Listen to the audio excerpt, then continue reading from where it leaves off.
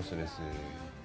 Vos sos neurocientífico. Neurocientífico, sí. Y sos docente e investigador de la Universidad de Itela. De la Universidad de Itela, donde me Impecable. especializo en neurociencia del aprendizaje. Sí. Hablemos de aprendizaje, hablemos de alfabetización. Sí, perfecto. Un tema que a mí me apasiona, tiene tantas aristas que no sé ni bien por dónde empezar. Recién vi que hablaban de política económica. No sé nada de economía, pero creo que en el largo plazo estamos todos de acuerdo con que si no tenés una población educada, creo que... No sirve nada. Claro, nada de como lo que parece hagas, ser. si no Claro. tenés una sociedad educada, sirve. Entonces parece ser la base de todo. Y en esto, la Argentina, la verdad, es un poco pesimista, pero hubo como una tragedia en las últimas décadas o años, ¿no? Digamos, enorme. Algunas estadísticas básicas, el 50% en promedio de los chicos en Argentina que terminan la escuela primaria no saben leer y escribir al nivel que deberían. Eso quiere decir que le das un párrafo para leer y no lo entienden, porque están muy esforzados todavía en tratar de decodificar las letras. En las regiones vulnerables ese porcentaje sube a más del 60%.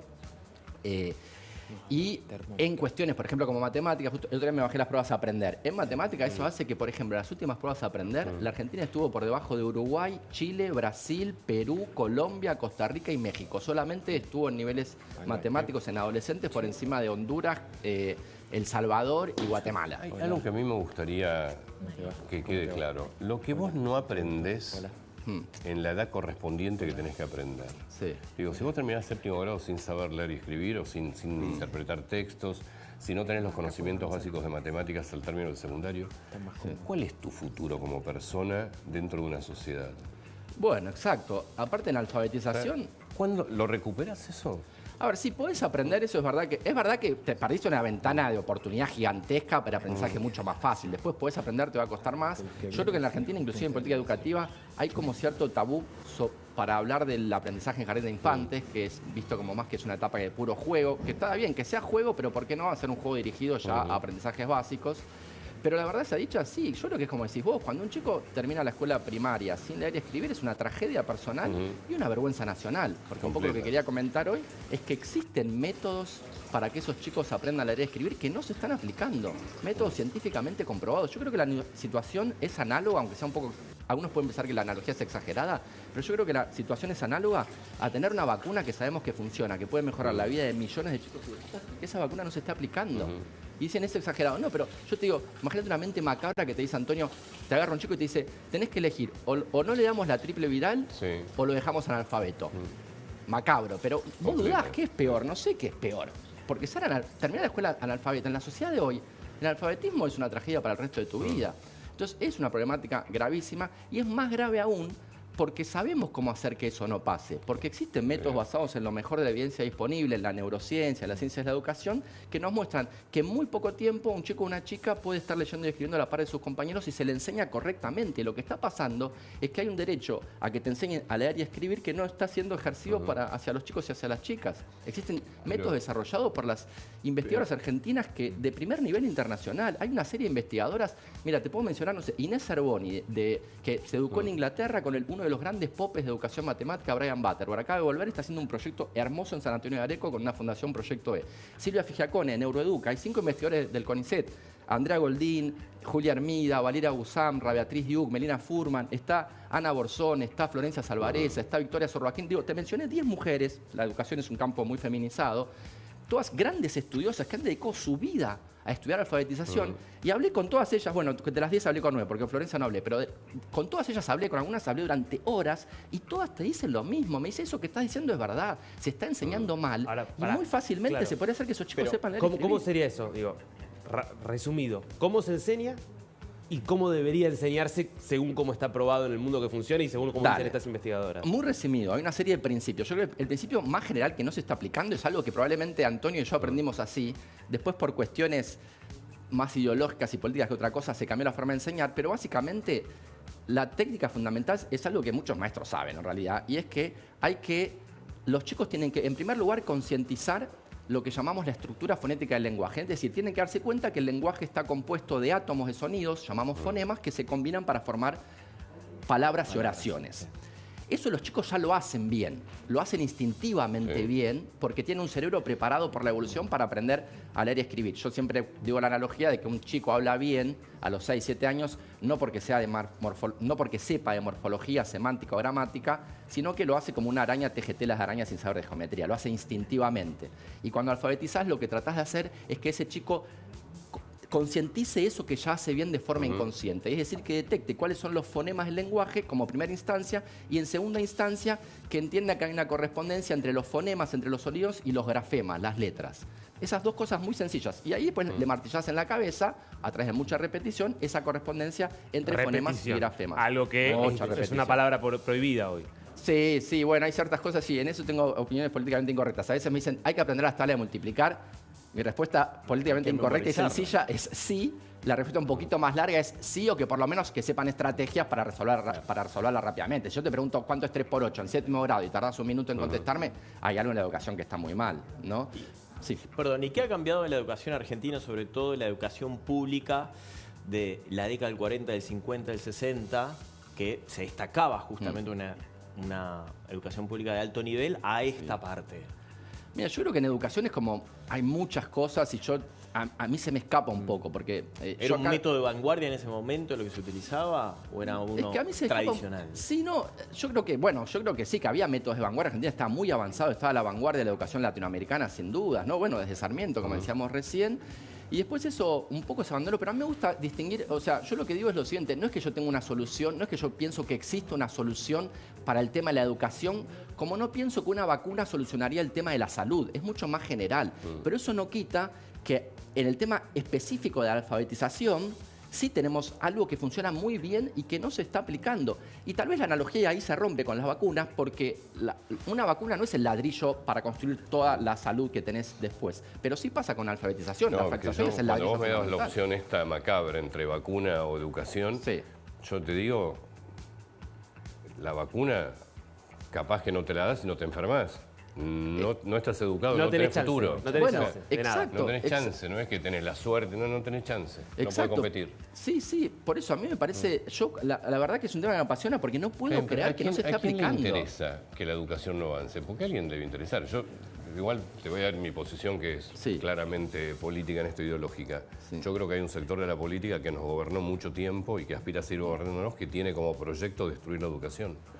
Porque si no, no se entiende para mí. A mí me cuesta, a mí me cuesta un poco creer eso. Me parece un poco conspiranoico, perdón, Antonio.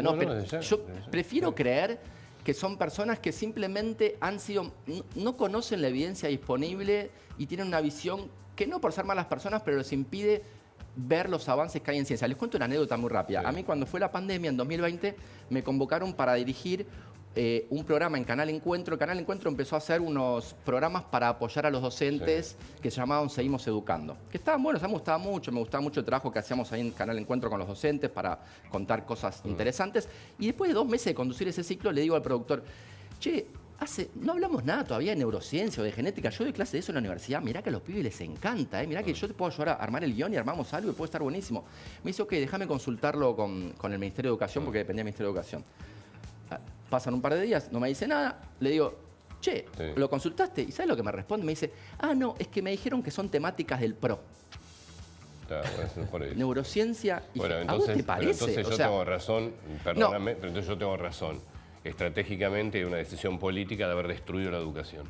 Porque si no, no te estarías fijando en si esto pertenece a la ideología de un partido u otro.